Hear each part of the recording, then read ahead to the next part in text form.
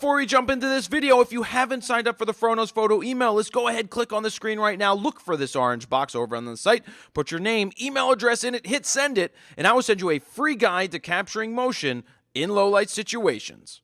Jared Polin, Frono's Photo.com. Welcome to another Rapidy McFire Adorama Picks Rapid Fire Critique, and this time I've got Schneider Kail's images. Here is my selection of my best 10 photos for you, Mr. Fro, so let's jump right into it. All right, so there's no EXIF data here. There's no information, which means it's either shot with film or they totally stripped it of all other stuff. It kind of maybe looks like, oh, watermark. I barely saw the watermark, and being that I barely saw it, get rid of the damn watermark at this point, and nothing against you, and I don't know. There's just something. We're not getting into a watermark discussion. Screw it. So what I like about this image is the symmetry. It is even left to right, top to bottom, inside and out, upside and down, left and... I already said left and right. I like the contrast. I love the fact that you've got the reflections of whatever is in here, and the same thing here. It's just really even on both sides. So it looks good. The clouds look good. It is fairly grainy, which leads me to believe... First, I thought it was film because there's no EXIF data, but if I had to say anything beyond that, I would consider saying that it was highly cropped because of the amount of noise that you see. So remember, guys, there's nothing wrong with noise or grain. A lot of people ask, why don't you ever touch the noise slider when you're in Lightroom? And part of the reason is because I don't mind the noise. Or another reason that I don't crop means that the more you crop, the more you're going to introduce those artifacts and noise. They're going to be more prevalent, so try not to do that. Like this photo, moving on to the next one. This photo is absolutely not anywhere close to the one prior. This one, fantastic. This one, nuh-uh. Oh, I got to get rid of this on the bottom. We'll get more of the screen. So I'm not liking this photo at all. Okay, a couple things. So I know I don't like it, but what could I say that would make it more positive? If we're going to look at it and we're going to break it down evenly, this line is straight here.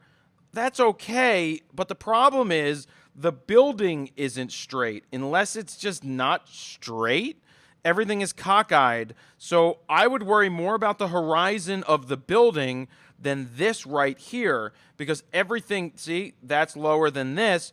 I would try to straighten that out. I'm a big proponent of angles being straight and correct in the camera. It's another thing I don't correct after, not to toot my own horn about the cropping, but I try very, very hard to get the angles and levels straight. I am not always perfect at it.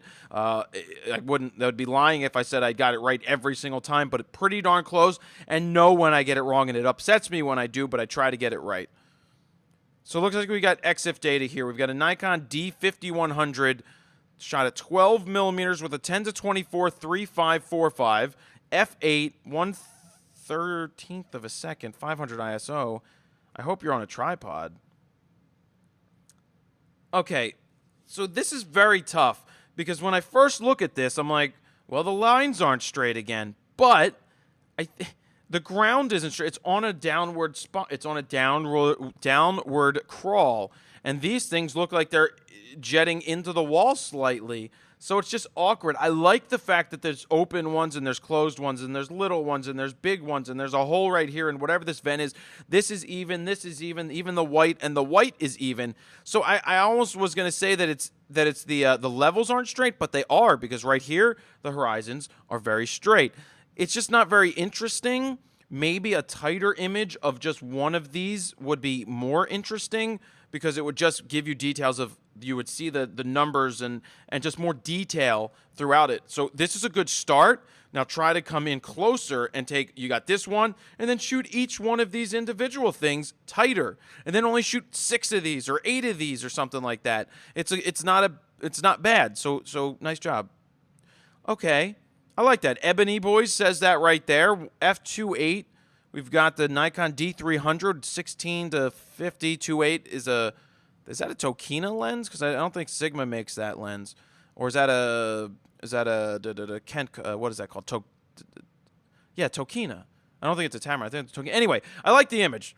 Like the selective focus on the one drumstick laying here. I like the cable and the cord blowing through the image right here. I like the dirt and grime, the grit and the grime on the stage. Because you have a drumstick and you have the drum and you have the name of the band, this is a solid photo story-ish type. One photo tells the story. You know it's the drumstick sitting there. You see the drum in the background. You see the name of the band. I like the processing, and keep in mind, this is ISO 1600 on a D300. That is pushing that camera to its limits.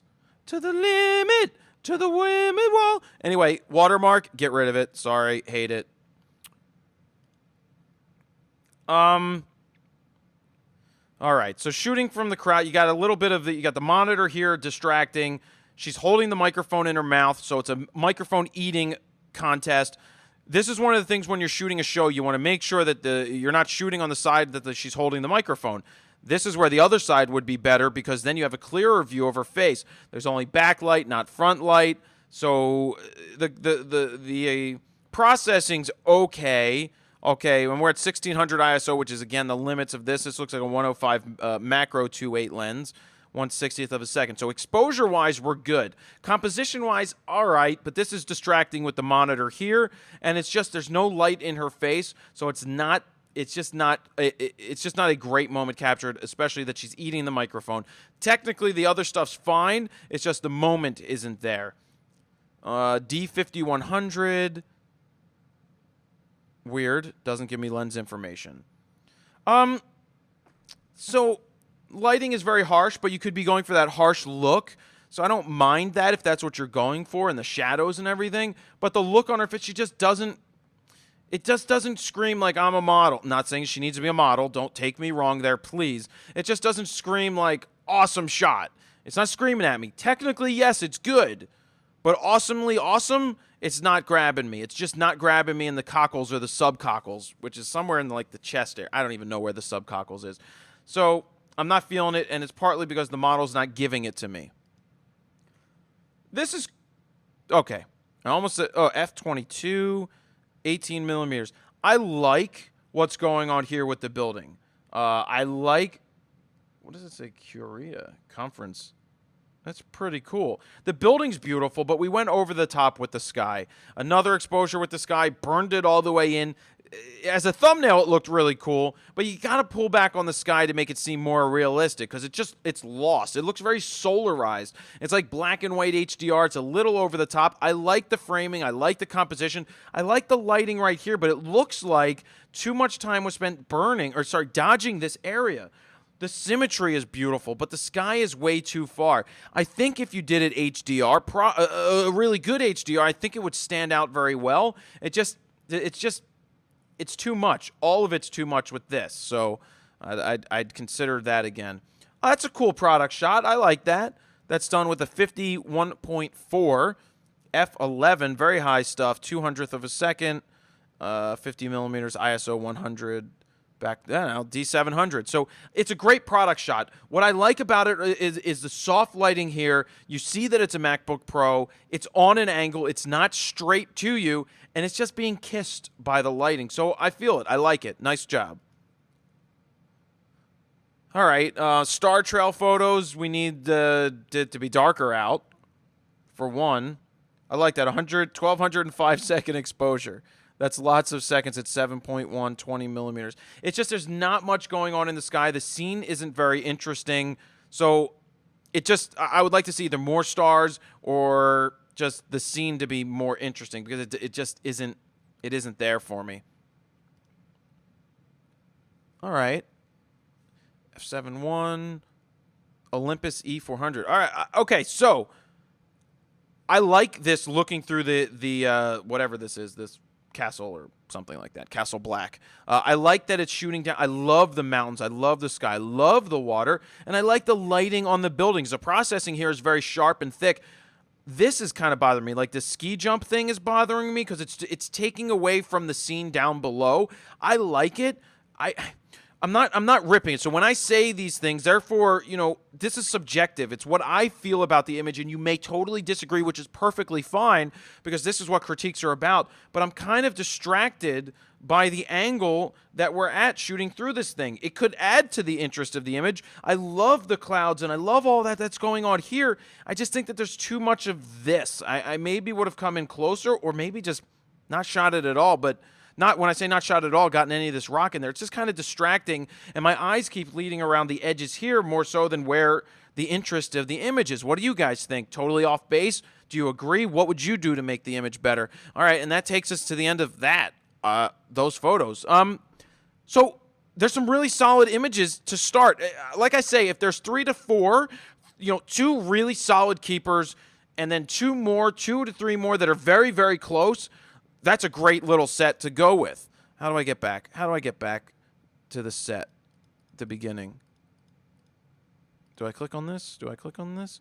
I could just hit backwards a couple times. I could go back while I'm talking. So, yeah, there's a couple of really solid images here. I feel this image, so we've got 1 amazing image. We got 2. This still stands. This is very good. We got 3 right here. We got the MacBook is 4. I would totally nix that. Totally didn't like that. This is This is a close. It makes you think. This is do something different with the sky, but it's a solid set. So I really like it. Nice job going through a lot of different cameras. I like the composition in this one definitely, and this one. So like I said, 3, 4 really solid ones. Bing, bang, bong, boom. Sorry, bing, bang, bong, boom, and then good. So if you would like me to critique some of your photos, you can go over to FronosPhoto.com, click on the Submit Photos button, go ahead and look for Rapid Fire Critiques, put the information in here. When it says, does Fronos Photos, the answer would be yes. If you say no, it's not going to submit it. So there you have it. That's another Adorama Rapid Fire Critique. Jared Polin, FronosPhoto.com. See ya. If you'd like to check out more Rapid Fire Critiques, go ahead, click up on the screen for another Rapidy McFire Rapidy Critique. And don't forget, you could always submit yours, or you could then click that subscribe button down below because we'd like you to subscribe. So there you have it. Enjoy. See ya.